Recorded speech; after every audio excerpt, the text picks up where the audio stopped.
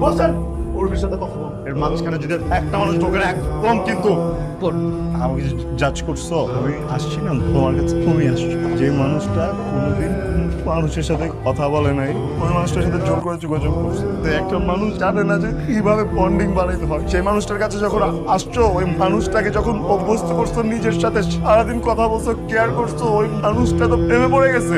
মুখ দিয়ে বলছি কখনো নিজে বুঝে গেছো, বুঝে আবার ট্রেটও করছো যেন প্রেমের কথা না বলে।